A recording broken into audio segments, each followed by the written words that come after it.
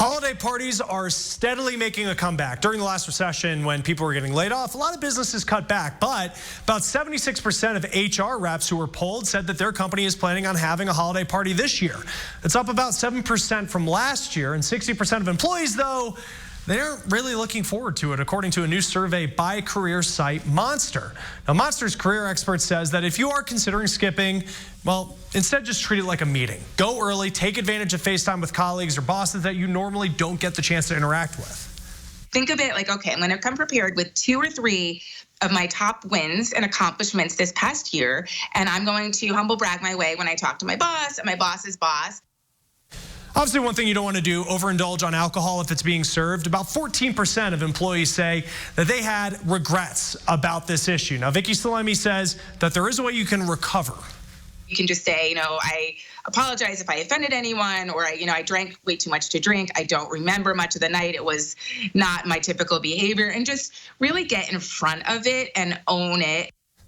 Or, just not get in that situation in the first place, right? Well, you do want to keep in mind with any holiday parties with alcohol, make sure that you don't end up in images doing some questionable behavior. Property values are shooting up in some cities, and gentrification really becoming an issue. Now, it is a boom, a good thing for some, but for others, it is a big hardship, especially those not wanting to sell their home. The taxes were about $2,500, but now, 4 years later, my property taxes are over $6,000. On Monday, what some homeowners are having to do just to stay in their homes. It's after 5 o'clock on a Friday. That means we can focus on the weekend now. Lots of sunshine tomorrow and 44. We'll get into the lower 50s there. Still dry, just increasing the clouds on Sunday. It's Monday that brings some widespread rain to the area, still with some mild temperatures. And then that cold blast of air is going to arrive on Tuesday at 34. Thanks for joining us for the Now Indy. The news at 6 o'clock starts right now. This is RTV6 News at 6, working for you. It is a sad reality that it's a problem everywhere. Uber reports 3,000 sexual assaults in their vehicles in 2018. Working for you, what the company is doing to make rides safer and what you need to know before stepping foot in a rideshare vehicle. I'll have all the details about your weekend forecast, and we need to talk about this, the cold blast for next week. A shooting at a U.S. naval station leaves 3 dead. Several people are hurt, and now new information is emerging about the gunman.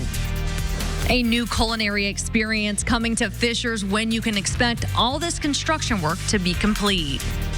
A local study finds more and more people are getting hurt on electric scooters. The information they are sharing that you have to see.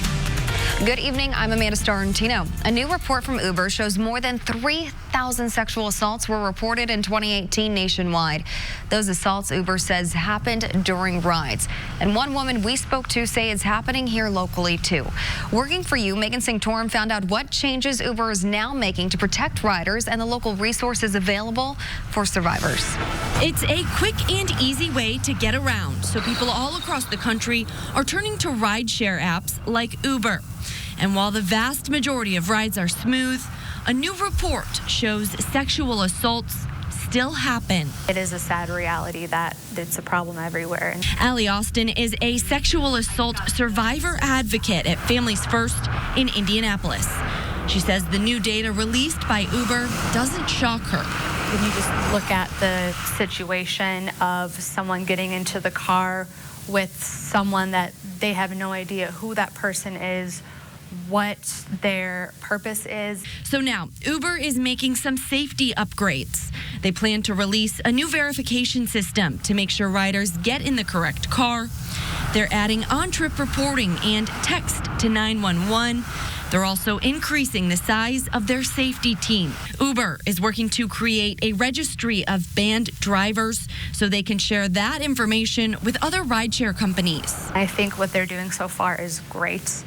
I think they're taking a good look at preventative, obviously, but then if something were to happen, looking at how they would address that, how they would hold that person accountable. She says offering support and programs for survivors is just as important. The victims and the impact that it has on them, they're not just numbers. Working for you, Megan Sanctorum, RTV6. And working for you are the rideshare safety tips from the University of Michigan. Request your ride from indoors. Do not linger outside. Check your driver's rating. Let a friend or family member know where you are going whenever you use the rideshare service. Confirm the car, license plate, and driver before getting in. And sit in the back seat so you aren't right next to the driver. And if you are ever concerned about certain services or your safety, let us work for you to get answers. Email us at workingforyou@rtv6.com. I'm sure you noticed this. When you went into work, it was much warmer than coming out. We started at 50 this morning. That's just about 9:30. Temperatures have been falling because of this, a change in wind direction. Wind now out of the north around 10 miles per hour, so not too windy. The skies are clearing, which I think will speed up the temperature tumble. We'll land in the mid-20s tomorrow morning. Beautiful view at the Indianapolis Motor Speedway toward downtown. 37 in Indianapolis now. North wind at 8. The drier air is moving in. Sun sets at 5:21. Temperature in Logansport, Cass County 32. 5 degrees warmer in Clinton County. In Frankfort to the south, temperature still in the 40s temporarily. Bedford over to Seymour. Columbus clinging to 40 degrees. Temperatures tomorrow will start out at 25. Lots of sunshine for your Saturday. A midday temperature just shy of 40. There's your afternoon high. We'll talk about several topics when I come back. What happens on Sunday, the rain early next week, and the cold blast as well. Moving to the RTV6 news feed, 3 victims killed at a naval base in Florida. And now we are learning more about the gunman who also died. 2 U.S. officials have identified the shooter at the Naval Air Station in Pensacola, Florida, as a second lieutenant in the Saudi Air Force. The shooter was an aviation student. Investigators are trying to figure out if the shooting was terrorism related or not. The latest coming up on World News Tonight with David Muir. IMPD says officers have arrested a man whom they believe is a violent serial robber. Metro Police say they think 49-year-old Jerry L. Davis is responsible for either robbing or trying to rob 9 businesses across Indianapolis. Police say they believe Davis assaulted employees, which officers say included the use of a weapon and strangulation. A police chase leads to a fatal crash. Investigators in Richmond tell us a car sped off from a traffic stop near 14th Street and National Road West late last night. Richmond police had lost sight of the vehicle when it crashed on Abington Pike, not far from the campus of Earlham College. The driver was identified as 36-year-old Philip Casebolt. He died at the scene. Police have not said why they were trying to pull him over. A new Safe Haven baby box is now ready for use. It is located at the Frankfort Fire Department headquarters on South Clay Street. Under the Safe Haven law, the baby box allows people to anonymously surrender their newborn without fear of criminal prosecution. Baby boxes are safe incubators that have alarm systems, so 911 is notified as soon as a baby is placed inside. And we are less than 3 weeks away from Christmas, so it's time to get those gifts, and shipping them out will be a bit easier. Several local post offices will be open on the next 3 Sundays leading up to Christmas. 4 Indy post offices, Castleton, Nora, Southport, and Eagle Creek, will be open from 10 to 2 on Sundays. Fishers and Westfield post offices will also be open from 10 to 2. Carmel and Noblesville hours will be from 11 to 3. For a complete list of Sunday post office hours, go to our website, theindychannel.com, or the RTV6 app. And tonight, RTV6 is working for you, getting answers about a large construction project in Fishers.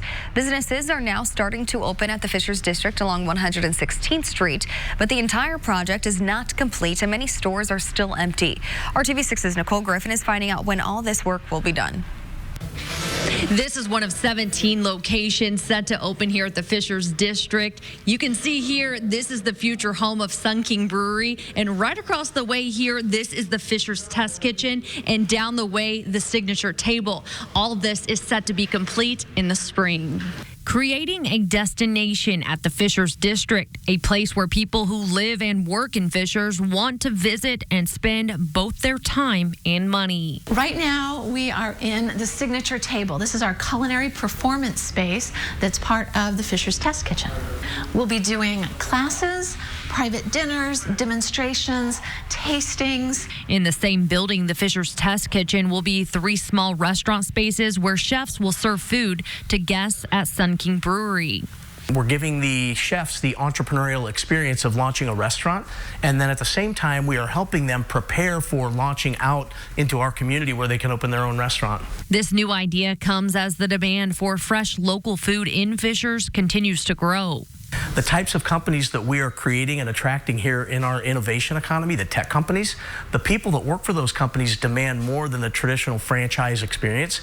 People are typically driving to other places of central Indiana to have those unique experiences, and now we have the opportunity to do that here in Fishers. 6 businesses have opened already at Fishers District. 16 more and a hotel will open by spring. The original plans by the developer Thompson Thrift changed slightly from the start. They added 260 luxury apartments, increasing the total cost of the project by $38 million, making the grand total around $115 million. The entire project is expected to be complete in spring of 2020. Working for you in Fishers, Nicole Griffin, RTV6. Adjacent to Fishers District, the same development just broke ground on a project called The Station. It will include office space, townhomes, a hotel, and retail space. It will be done in spring of 2021. As Christmas approaches, many shoppers are looking for a good deal. Going out of business sales can seem like a great opportunity, but the Federal Trade Commission issued a warning this week. First of all, know who is handling the sale. Is it the store or a third-party liquidator? Keep in mind, many liquidators don't honor coupons or store credits, and many have a strict no refunds or returns policy. Lastly, make sure you do some comparison shopping with other stores to make sure those markdowns are really a good deal, and check over the items to make sure they're in good shape before you buy. A warning from IU Health. They say you may want to take better steps to protect yourself before you get onto an e-scooter. The IU School of Medicine studied 36 people who went to IU Health because of an e-scooter incident. More than half were confirmed to have injuries. The School of Medicine says the most common injury was a fracture of the forearm bone closest to the wrist. There were also injuries to the head, face, wrist, and ankle. E-scooters can reach speeds of 15 to 20 miles per hour. So the IU School of Medicine suggests you wear a helmet and wrist guards when riding on e-scooters. The study also says that communities should impose speed limits on e-scooter users. And with Hiring Hoosiers, we are trying to find jobs that suit you, but sometimes there are barriers to employment. We'll show you one group trying to help. Plus, out of tragedy, many families try to find peace. The new garden that aims to help people grieve and heal after the loss of a child. We make that smooth transition from high school football to high school basketball. Friday night, #1 of Hoosier Hoop Hysteria, getting things started the road to Bankers Life Fieldhouse, the state championship in March, coming up in just a bit. Well, Dave mentioned a transition. How about transitioning from 50s to the lower 20s? And look at these overnight lows as that cold air will plunge to the south and east. We'll have the exact timing on all this coming up. For less at Ross. Yes, for less. This is RTV6 News at 6, working for you.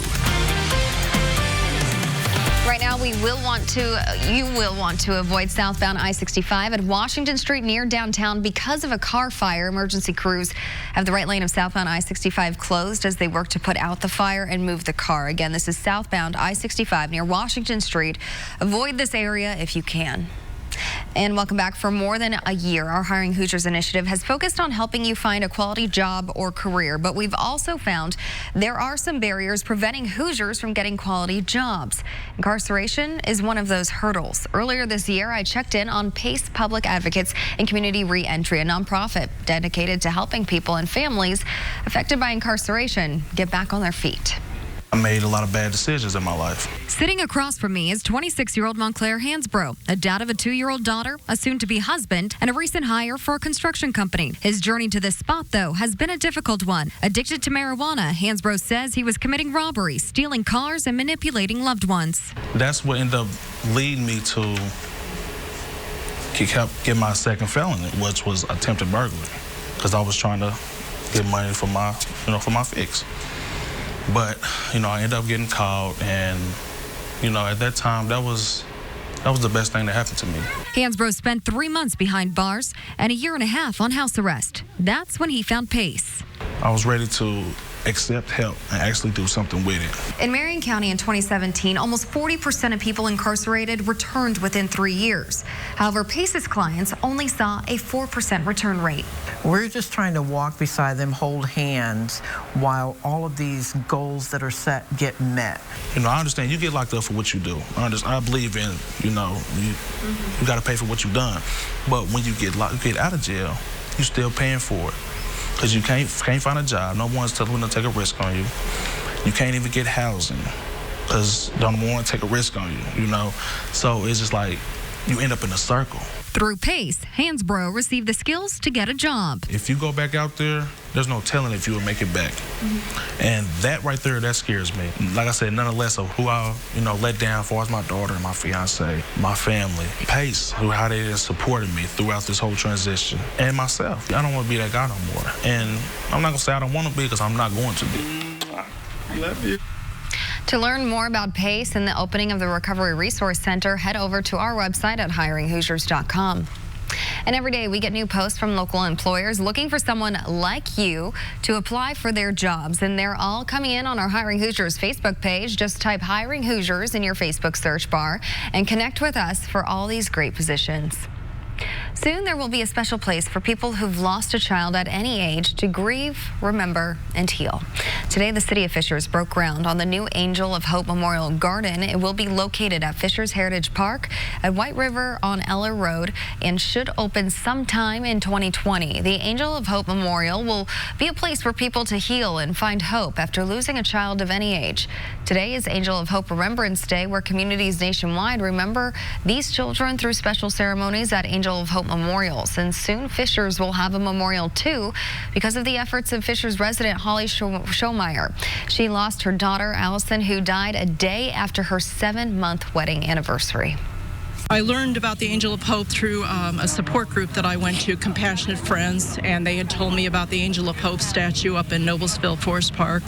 And when I saw it, I could really see that it was a place of healing. And when I visited my daughter at Highland Cemetery, I realized that there were so many children that had passed away before Allison and even after Allison that I just felt that our children needed to be remembered. The Fishers Parks Foundation is raising money to bring this project to fruition. You can contribute by donating benches, trees, and landscaping for the memorial. All clouds this morning, but a beautiful sunset this evening. Little time lapse here. Sunsets at 5:21, and that really sets the stage for what is a cold night tonight, but foreshadows tons of sun for tomorrow. We can look forward to that. Let me jump ahead for a second to Monday. Both Sunday and Monday, warm temperatures will surge into the Midwest. The warmer it feels at the beginning of next week, the colder it will feel by the time the core of that cold air that sits up in Canada drops in to the Midwest and the Great Lakes. We're at 44 Saturday, but temperatures really take a noticeable jump on Sunday with the warmth Sunday. Lots of clouds and the wind gust to 30 miles per hour, but I think we stay dry. Rain holds off until the overnight hours into Monday. Then by the time we get to Tuesday and Wednesday, the cold air is pouring in from the northwest. Wind will shift behind the cold front. Any moisture that's left over from the rain will change to snow showers. Don't think there'll be much in the way of that, but can't rule that out. Then temperatures settle in to the low 20s for the high on Wednesday. Teens for morning lows. It's conceivable a few spots in northwest Indiana could be in the single digits at some point early next week. From the Motor Speedway, looking to downtown, skies have cleared. It's a beautiful Friday night. Temperature 37 in Indy, 41 in Bedford, Connorsville still at 41. Temperatures will fall into the 20s. We'll all be united at about 25 degrees or so first thing in the morning. Could be a couple spots that are a little cooler than that. Sunshine to the rescue. Lots of it through the day tomorrow. Won't be too windy. By noon, we're at 37. Afternoon temperatures in the low 40s. Maybe just a couple clouds around as we get late in the day into Saturday night. Saturday temperatures from north to south around average, average high 42 or 43. Sunday, big change will be the wind. Winds gusting to 30 miles per hour. Clouds increasing and the temperature jumping into the 50s. By the time we get to noon, 48. Should be in the low 50s during the afternoon hours with lots of cloud cover. Other temperatures to the south, maybe mid 50s, anywhere from Terre Haute to Columbus South.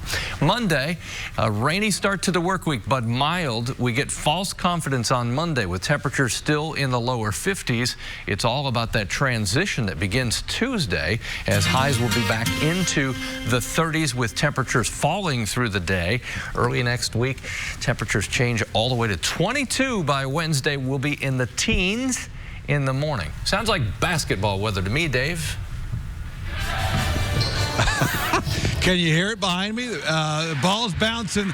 The sneakers are making that squeaky sound, too. It's night number 1 at high school basketball. Friday night number 1, I should say, at Hoosier Hoop Hysteria. Lawrence Central is the top-ranked team in Class 4A. Their season opener tonight, Al Goodnow in his 6th year here at LC. 32 all. You haven't been around for 32 seasons all told, have you? Not in the state of Indiana? Yeah, it's 31. All right, we'll take that. Yeah. Season opener. You guys have been practicing so hard to get ready for this. Any nerves going into the stand? No, not really. It's actually our second game we played Monday. That's right, yeah. Right, yeah. No, there's no nerve. I got the nerves out of the way the first game. Let's get it out of the way. My team can do it right now. Big game tonight, obviously taking on the defending 4A champs in Carville. Younger team. You guys have a lot of experience. And, oh, by the way, maybe a couple of Mr. Basketball candidates as well this year. Right. We got some guys that played for us for a while, Dre and Nigel, but we got some young guys that on the team that do a pretty good job for us also. Yeah. This place is going to be packed tonight, isn't it? Yeah, hopefully it will be. Have fun. Hopefully you're still smiling when it's all said and done. Hopefully I will be. Go ahead, go back to work. Appreciate your time. Al Gooden, head coach here at LC. Good luck to you guys. Take a look at our schedule tonight. We've got this one covered for you, as well as a couple more as well. A couple of really good games, in fact, in this first Friday night. Noblesville Fishers. Fishers 2-0 right now. DC's at home. Monrovia's at home. Don't forget about the Patriots as well. That 5-game road trip continues. Scores and highlights tonight on the news at 11 o'clock. Hey, to the Colts complex. Final practice before the team boards the plane for Tampa tomorrow. And here's the latest. The newly signed Chase McLaughlin is in on Sunday. He'll replace Adam Vinatieri, whose left knee will force him to sit Sunday afternoon. First games he's missed in some 10 years when the Colts went to the Super Bowl and played the Saints. T.Y. Hilton also out. The calf still not good enough. Quarterback Kenny Moore also out with the ankle. On the flip side, though, Marlon Mack, Paris Campbell, those two on offense should be good to go Sunday. But back to Vinny, Frank Reich, on the soreness he's felt since August. The facts are that he missed a couple weeks in preseason. That kind of what started it all. When he didn't practice for a couple weeks and missed a couple games in preseason, and then not really on the injury report or anything, but at his 20-some years. I'm sure it's bothering him. I don't hear that stuff, so I'm sure it's factoring. It's your plant leg and the number of times you kick. But, Adam's a tough guy, so I think he's been grinding through it.